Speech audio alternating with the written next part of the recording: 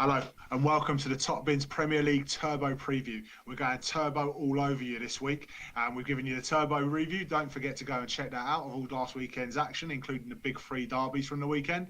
But we're coming at you with a midweek special this week, so we've got all the midweek games coming up. I'm going to start at none other than Bournemouth and Huddersfield. Dave, what you got for me, mate? Bournemouth at home, and they'll take heart from their performance against City, even though they lost. I can't see Huddersfield scoring, and Bournemouth could. I'm actually picking Bournemouth to put the shooting boots on and pull out of this one 3-0. Wow, big result there, Dave. You're calling for Bournemouth. Look, I think there's a couple of factors that we have to think about for this game. One, that Meunier got sent off, and so he's going to be banned and suspended for this game. Huddersfield have not really got many strikers in their squad. Well, he hasn't scored anything anyway, to be fair. No, he hasn't. But what that might mean is that they might just set up really midfield heavy, and that could, on a tight pitch like Bournemouth's, that could nullify some of their threat and their attack. I don't think it's going to be as open as we think it might be because Bournemouth are an open team, but I think Huddersfield will go there looking to be gritty, to bog down that midfield and try and stop their creative players getting the ball to the Wilsons and the Kings of the world. I do think Bournemouth have probably got a bit too much for them, and for that I'm going to go for 1-0 to Bournemouth. Ooh, tight. I like it. All right, West Ham Cardiff. Tough one. In that West Ham, they played all right last week, but so did Cardiff. But I am going to go with West Ham. I think it'll be a 2-1 though. I think Cardiff at the moment are able to score goals, and I think they'll score against a pretty dodgy West Ham. But at home, you've got to expect West Ham will be too strong here, right? Yeah, I don't know, Dave. I'm actually going to go for a draw on this one, mate. I think Cardiff have got enough about them that they could cause West Ham a few problems. And yeah, I think West Ham will get chances. And Felipe Anderson's banging form, and I think he might get a goal or two. This is a kind of game that Arnautovic generally will turn up in as well. So I think West Ham will get goals as well. But I'm going for 2-2. I think there'll be a draw. 2-2, maybe a bit of a Sol Bamba goal at each end kind of game. Oh, love it, mate. He loves a bit of it. Shirt off the lot. He loves it. All right, this is a bit of a South Coast derby. It's not really a derby, but it's seen by their fans as a derby, and it's Brighton against Crystal Palace.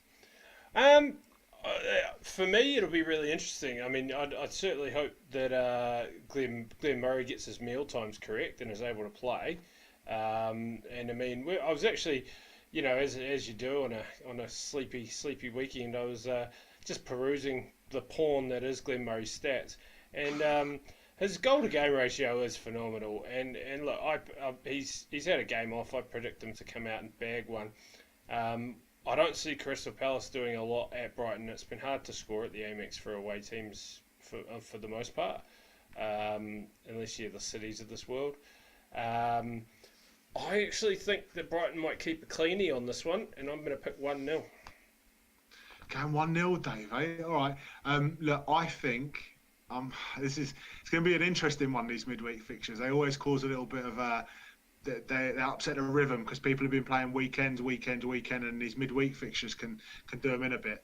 I actually think Palace are going to go there and get a win, mate. I think Palace looked very good against Burnley. And I know Burnley aren't great at the moment, but Palace created a lot against them. And Zaha and Townsend looked pretty tough to play against. And we have to take into consideration that Brighton's two centre-backs are not the most mobile of fellas. They're very good in the air, they're very physical, but they're not the most mobile. And I think Zaha can get right at them and run at them. He'll get some joy there. I'm going to go for a 2-1 Palace win here. Oh, that is tasty. Yeah. All right, we're not Yeah. agreeing on much. I like it, but then, like you say, the midweek games make the form book kind of go out the window to a certain extent. That's right. It's about who deals now. At this point now in December, it's about who deals with this fixture, the fixture congestion the best, and that's who's gonna come out on top. That's it. Let's go to Vicarage Road and Watford against City, mate. What do you reckon? Well, even potentially without Aguero again, apparently the doctors have said if he plays, he could risk like a month out with this muscle strain. So it sounds like he won't be playing, but that just doesn't matter. Man City have just got too much. Watford have been so all over the place after their great start, and they just haven't really seemed to have recovered in any sort of length, they'll have a good performance in three bad ones, and they're going to have another bad one here. I think City are going to go there, and I think they're actually going to turn it on this week after a couple of sort of maybe not great performances, even though they've won 4-0 and 3-1. I'm picking a 4-0, but I'm talking a 4-0 where they have like 15 chances and just pop four away. Yeah, look, I think Watford at home are a different beast to Watford away, and we saw that with Liverpool. I know you won 3-0 at Watford, but um, they gave you a game there, and they're definitely. I tell you what, they're a physical team, and they if Deeney can get into the game, he can be something for them. Now, I'm not going down the route of Watford winning this game, but I do think they can cause City some problems. I think City will win. I'm going to go for 3-1 for the win, though. I think that they'll do well. I think City will create chances and will obviously play like City do and score goals and be free flowing. But I think Watford might give them a bit of a game. Midweek, night game, Vicarage Road, under the lights, big team coming to your gaff. It's the kind of game that Watford kind of get up for. So I think 3-1. 3-1 City. We'll see. We'll see. All right, Fulham and Leicester. This is very interesting. This is interesting, and maybe it's the dilly ding dilly dong being back, and he's got me all pumped up. But I'm feeling Fulham in this game, eh?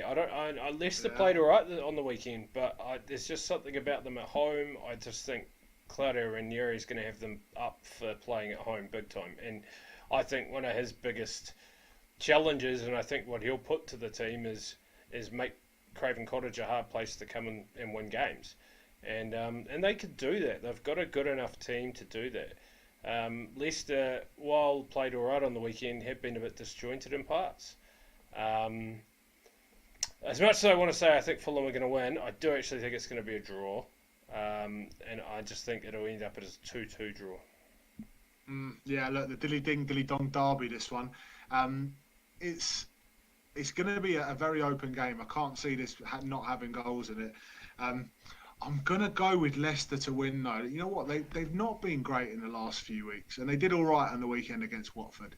But they seem to have this habit of grinding results out recently.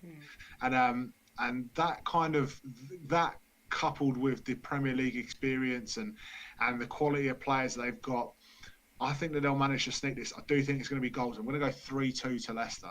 Oh, that's nice. Yeah. All right. Very interesting game, Molyneux, Wolves and Chelsea, Dave. Yeah, very interesting in the sense that it'll be interesting to see if Wolves can tighten up at all. They've been really disappointing the last few weeks, and it's hard to say because we spent 8-9 weeks singing their praises because they were playing such great football. But all of the things we were praising them for, that unity, that playing as a team, defending as a team, all of that stuff seems to have just gone. And I think Chelsea will go there and have little trouble dispatching them. 2-0.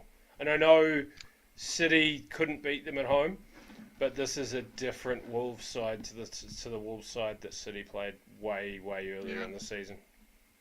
I think the games are coming a bit too thick and fast for Wolves at the moment. I think they need a break, to be honest. I think they need an international break or something like that to get them over this hump.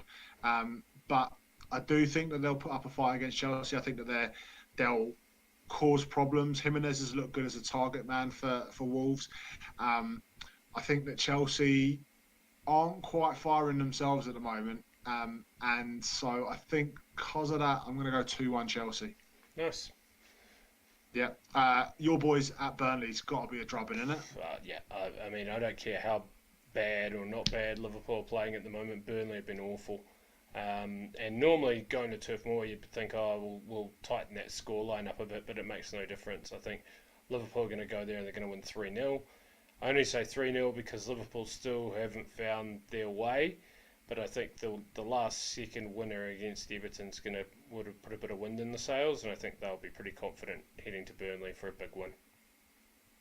Yeah, I think I can't see anything but the same, Dave. I think Liverpool have way too much of Burnley, who look like they struggle even against the likes of Palace. So I think they're going to struggle big time against Liverpool. I'm going to go 4-0 Liverpool. I think they'll put the show on for the Turf Moor fans there and put it to Burnley. And I can see goals in this, so 4-0. Cool. Goodison, our Lord and Saviour Gylfi against Newcastle.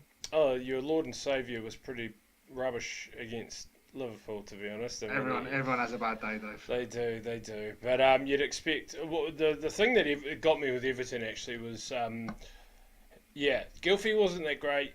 Digne was fabulous, and I rate that guy a lot. I think he's a fabulous signing for them, and Yerry Mina was great, but Richarlison was very selfish, um, Yeah, and I think he would have had a bit of a bashing during the week, the couple of days since that game. Newcastle haven't got a hope at Goodison though. I'm sorry. I mean, I've picked them the last few weeks, but they were bang average against West Ham, and this is an Everton team that'll be really slighted from that 1-0 loss. And I'm actually picking them to pick 3 up against Newcastle, 3-0. yeah, I think I agree with all of that, but I just think the scoreline, I think it'll be a little less. I think 2-0 written all over it, this one for Everton. It'll be comfortable, they'll create chances. Yeah, I can't really see them causing any, Newcastle causing Everton any problems. I think it'll be 2-0 Everton. Hmm. All right, the big one for the midweek fixtures, United and Arsenal at Old Trafford. Talk me out of picking Arsenal, mate. I'm going to let you go first because apparently I go Yeah, first every nah. week now. Talk me out of Well, picking Arsenal. look, I can't see anything but an Arsenal win in this game. United are missing Lukaku. That might actually be a blessing. He's been But missing for I, weeks. ju- I just think that Arsenal, if they play both Lacazette and Aubameyang, are just going to cause them so many problems. And United defensively are so poor that I just can't see anything but goals for Arsenal here. At the same time, I do think United might get a bit of joy through Rashford. Um, I think Arsenal are going to win this game 3-1. I'm picking the exact same score, mate, and I had it in my head Yeah, before I went to you there.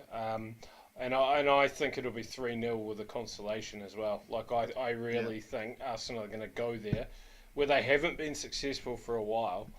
And this team under Emery just look great, and I think they're going to go there and they're going to make Jose look bad. And I think come the weekend, Jose will be staring down the barrel of another loss, and he could be in deep, deep trouble because I think Arsenal are going to embarrass them on their own pitch. yeah. I think they United, especially if they've only got Phil Jones fit as a centre back and they play Matic at the back again, they're in big trouble. So yeah, got to think Arsenal are going to win that one, Dave. All right. Last game of the midweek fixtures: Southampton against Tottenham at Tottenham. What do we reckon? Well, I feel for Southampton. They've done what they needed to do, but the only problem is they haven't got the replace. They haven't done it like Fulham, where they were able to straight away announce, "Here's our replacement." So they haven't got that shot in the arm yet. They'll be playing a Spurs team that'll be absolutely reeling from how they played against Arsenal, where they were embarrassed pretty badly. And yeah, I think Spurs will have too much, but I still think Southampton will play a bit better. I think you'll have a caretaker that's not going to play the same sort of negative, boring football that your best friend Mark Hughes played. And I Mm, think and he's taken his assistants with him; they're all gone as well. So it is yeah, a bit of a new lease on life. But the injuries is the problem as well for Southampton. They've had some injuries, some key players out. So Spurs are going to win this game. Um, Scoreline will be interesting, but I still think Spurs will be too good and they'll take it 2-0. 2-0. Um, Look, I mean, Southampton, lads, if you can't be inspired by Mark Hughes leaving your club, there's nothing that can inspire you. You're dead inside. Um, Given that, I think that Spurs are tired at the moment. I think Spurs are going to be reeling off the back of losing the North London derby comprehensively to Arsenal. Um, I think Spurs have got way more quality than Southampton. I think Southampton are going to make it a really close game, though. I think that this is actually going to be much closer than it looks like it could be on paper. I think Spurs will win 2-1. I think it'll be 1-1 for a long time, and Spurs will nick it late on. Nice. So 2-1 Spurs. I mean, I'm no Spurs hater, but I would absolutely love to see Southampton celebrate the good news of Mark Hughes' departure with a win. I mean, that would I'd be chuffed to see And that. burn an effigy of Mark Hughes in celebration. Absolutely. That Go would to be Wembley, glorious. burn an effigy of Mark Hughes and win. Wouldn't that just be fabulous? Brilliant. All We right, love you, look, Mark. We well, really miss you. It's going to be really, yeah, really sad not having it's you not going to be around. the same without you, mate. Um, Look, that was the Turbo preview. There's some absolute cracking games, and we love the fact that the football's coming thick and fast now. If you haven't checked out our Turbo review of the games from last weekend, make sure you go back and check those. This has been the Turbo preview. We hope you've loved it. We've loved it. Don't forget to hit like, hit subscribe, and check out our Facebook. It's facebook.com/Top Bins Fantasy for all the banter and some cheeky photos of Marouane Fellaini with a haircut. Dave, Mkhitaryan, you mean, isn't it, mate? I'll see you. I'll see you next week, and we'll see who comes out on top of the predictions from this week, mate. Yes, we will, and I think that's a cheeky nod. Yep, Mike has taken the lead again, but we'll just show that up there for a quick second. But with two sets of games this week, it could only last for 2 days. So we'll see you again in a couple of days, team, and see how we're looking. Cheers.